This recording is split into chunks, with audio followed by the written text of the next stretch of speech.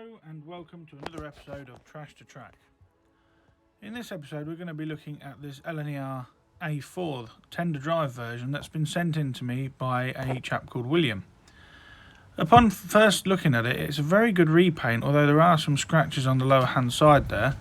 It's been fitted with the crew and etched nameplates and really does look nice. Again, the tender's been detailed, it's got real coal in the top there. And it's in all round not too bad condition. However, it's been sent to me as it's not a runner at all. So we're going to put it on the test track now to see if we can get any life out of this.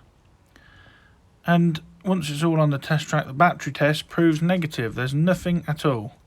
No life in this A4 whatsoever. Which is a bit strange, as these tender drive models can be a bit indestructible, to be honest. So I've no joy on the track, so I take the tender off and test it separately with the battery, one terminal on the peg there and one terminal on the picket wheel. And to my surprise, the motor's running quite nicely. So there's obviously an issue between the locomotive and the tender drive. So I scratch my head a little bit and think about it, and then I try something different. I put the locomotive and the tender on separate pieces of track. Put both controller leads on one side of the rail, as you can see there. They're both on the same rail, and the loco moves. This proves to me that in the past this loco has been disassembled and the driving wheels have been put back in place the wrong way round. Before we tackle that problem, however, we're going to have a look at the ring-filled motor and give it a good test. Putting the battery on the motor terminals and the motor there runs quite nicely. However, there is an issue. As you'll see in this close-up, the motor spindle turns independently of the cog, so we're going to have to replace that. This is the first time I've seen a brass cog come loose on the motor shaft. Usually it is the cast aluminium ones that work loose, not the brass ones, so I am quite surprised. To release the motor unit from the tender chassis there, just insert a small flat bladed screwdriver and undo the clip, and the whole ensemble comes out together. The middle wheel there is just a dummy which sits in, so we'll sort that out later. And now we can look at stripping this motor down and giving it a good service. I'm going to have to remove this brass keeper here and remove all the gears, as we need to press on a brand new brass gear onto this motor shaft. I've never done this before, well, at least not successfully anyway, but I've been watching other people on YouTube, namely 00 Bill. You should check his channel out, as he does restorations as well, and he uses a vice to press them on, and that's what I plan to do here. So there's the worn out brass cog, and like I said, I'm surprised that's worn out, as I've never come across a brass one wearing out before. We now remove the motor faceplate, which reveals the commutator faceplate there, and the brushes.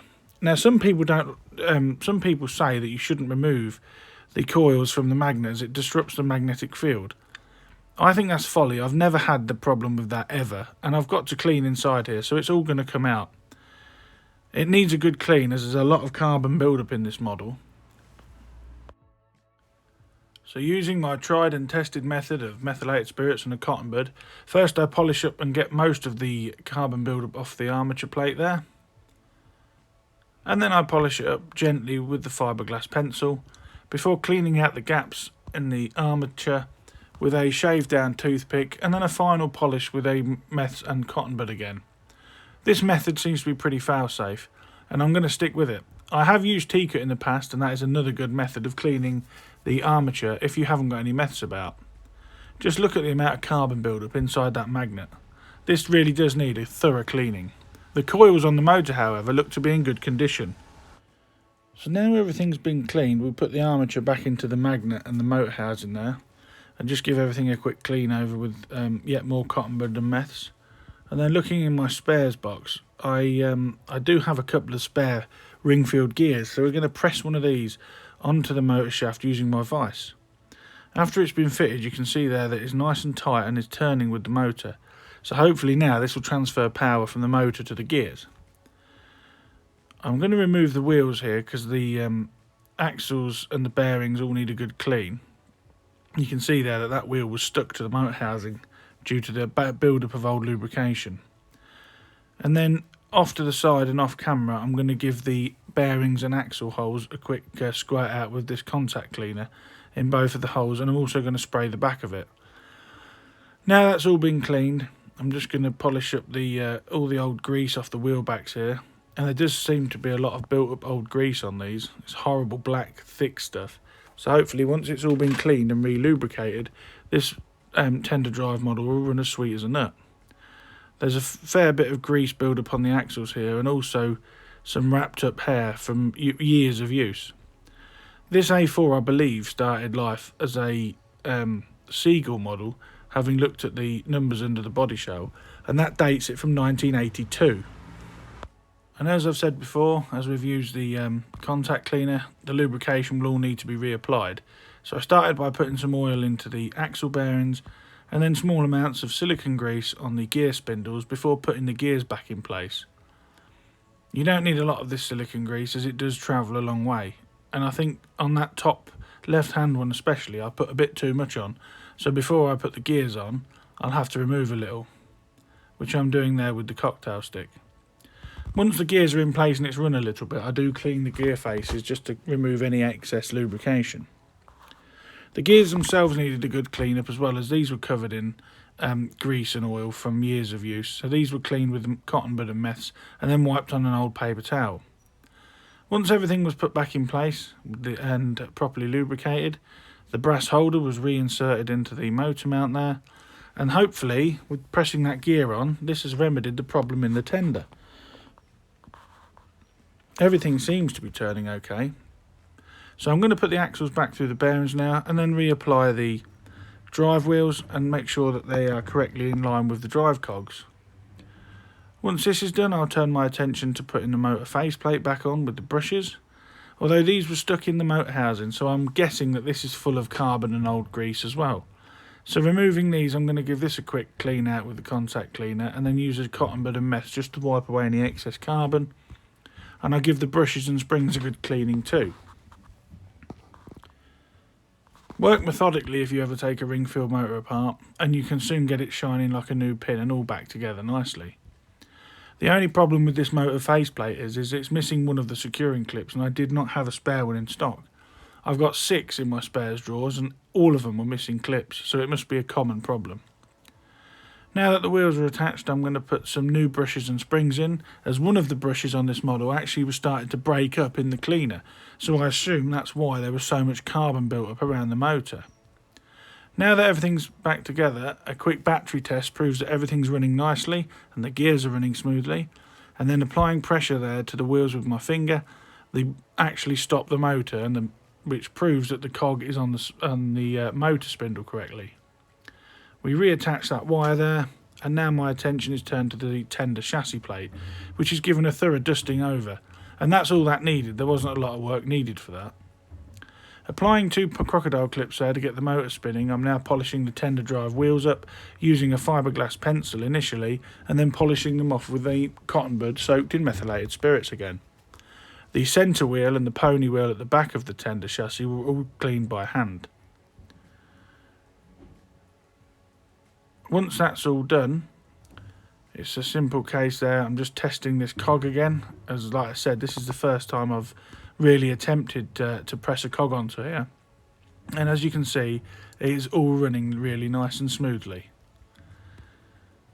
Now that that's done, as I said, I'm going to give the other wheels a polish up with a cotton bud and methylated spirits to make sure that everything is sparkling clean when this A4 returns to William.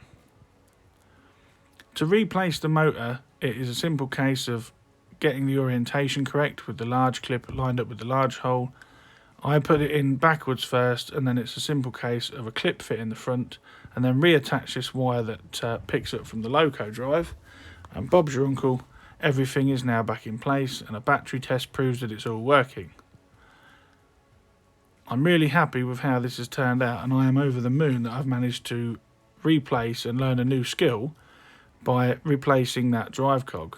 The tender body shell there is a simple clip fit back on, as all the clips are present and none are broken. And then what I'm going to do is I'm just going to give the tender body sides and the top a bit of a dust over, as there were some grease marks on them. Now we've got to disassemble the loco drive unit, and to get the chassis out you have to undo the 2 clips at the front, which are where the cylinder block is. Then the chassis drops out, and it disengages the clip that is in the cab. I believe those wheels on the front there, swinging from side to side, are what has chipped the paint on this model, which is a great shame. As I said before, the repaint on this model has been done very well, but there was just something about the repaint that was sticking in my mind that didn't quite look right. Has anybody else noticed it yet? I'll reveal what it is at the end of the video. But everything on this model that's been repainted, the body shell, tender and the wheels, has all been done to a very good standard. Now, to remove the wheels, you have to remove all the drive rods, which are held in place with a small screw at each side. Take them off methodically, as you can see here. I'm not sure why I didn't put them in the magnetic tray, because I believe this was just a quick job of literally lifting the chassis keeper plate off, having removed the front pony and rear pony trucks. I give the axles a good cleaning with cotton buds and meths again, turn them around to their correct orientation, and then reapply some lubrication, just to make sure that everything is well lubricated and that the wheels are in the correct way round. Taking the wheels out the chassis, I just simply turn them over so that when I'm working them, the side facing me is the side that goes back in the chassis that way. Therefore, I'm not going to put them in the wrong way round once I've cleaned the chassis up. The axles on the drive wheels did have a lot of old sticky grease on them, and they did take some cleaning to get it all off. You can see there just the amount of grease that's come off that one axle. The wheel backs are also cleaned, and as you saw previous, I used a cocktail stick to remove some bits of polystyrene off the packaging that had got stuck in the wheel spokes. Each axle hole was given some lubrication with some oil, and then the wheels were replaced and spun independently, and as you can see, they all spin nice and freely. So now we can get back to reassembling the chassis of the loco drive by first putting on the keeper plate and then the wheels and pony trucks. I give the keeper plate a good clean as well, as this had a lot of old dry lubrication on it. Again, cotton bud and meths. I must take shares out in cotton bud and meths, I use so much of it doing these rebuilds. The chassis plate there has got quite a lot of detail on it, like brake rigging and brake blocks. Once the model is back in place, just before I put the side rods back on, I connect the tender and do a very brief battery test just to make sure that the wheels are in correctly, just for my own peace of mind. And as you can see, the model was trying to move. It didn't run very far, as after I filmed this I realised that the test track was quite dirty. This is the 26th episode, I think, of Trash to Track, and I hadn't actually cleaned the test track at all. So I gave that a good going over, and now hopefully in future engines will run better when tested. The side rods go on by putting the main rod on, followed by the washer, then the piston rod, and then the linkage, and then the screw is tightened up. The linkage fits on a square protrusion, a rectangular protrusion on the crank pin there, and then the screw holds it all in place. It's important that you get the crank pin lined up correctly, otherwise your wheels won't turn and they'll lock up when you've reassembled the model.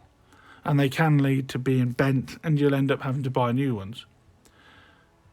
Once this was all done on both sides, I then give the linkages some lubrication with some oil, and then one final test before we put the body shell back on. Just adjust the camera there, and with the battery test, oh, it is starting to move. That's good enough for me, as before there was nothing at all. Now looking at the body shell again, you can see there where the chipped paint is. However, I didn't have any LNER paint, so I found some Revel paint, which was actually called Silver Grey, and this was an almost identical match. I'm just going to bend the lamps here, as the handles have been bent backwards in the post. And again, we've mentioned this before, the lamps on this A4 look to an express freight that's not continuously braked. Why that is, I'm not sure. Obviously it's owner's choice, but I would have thought the express passenger lamps would have suited an A4 much better. Now that the chassis is free rolling and I've touched all the paint up, the chassis goes back in by engaging that rear clip. Oh no, I tell a lie. I'm putting the chassis on before I've touched the paint up, as you can see the blue sticking out there. But then once the clip's in the back, I use a cocktail stick just to prise the body shell open a little bit, and the front clips both engage. So let's remind ourselves now that what we had when we started with this A4. It was a complete non-runner due to the driving wheels being in the wrong way round. There was paint chips on the body, and the motor was a runner, although it was caked in old grease and grime from years of running. The lamps on the front were bent as well, and the model was in generally dusty condition. And this is what she looks like now. She's had All her paintwork touched up, the lamps have been replaced, the wheels swapped over, and a full service. And in case anybody didn't guess what the paintwork error was, the valance paintwork on a grey A4 should be a darker grey than that of the main body. This A4 looks very much like Spencer from Thomas the Tank Engine, but again it is a very good repaint and I do like it.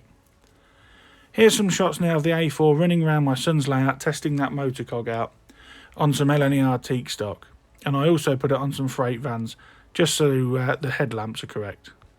If you've got an engine you'd like to see featured in a future episode of Trash to Track, or an engine that's in need of general service, please email me at dansmodelrailways@gmail.com and we'll arrange getting it sent over and we can work on it, and it may feature in an upcoming episode of Trash to Track. Thanks again for watching Trash to Track. I'm going to leave you now with some views of the A4 running round, as I said. Please like, share and subscribe, and I'll catch you in the next one. Bye for now.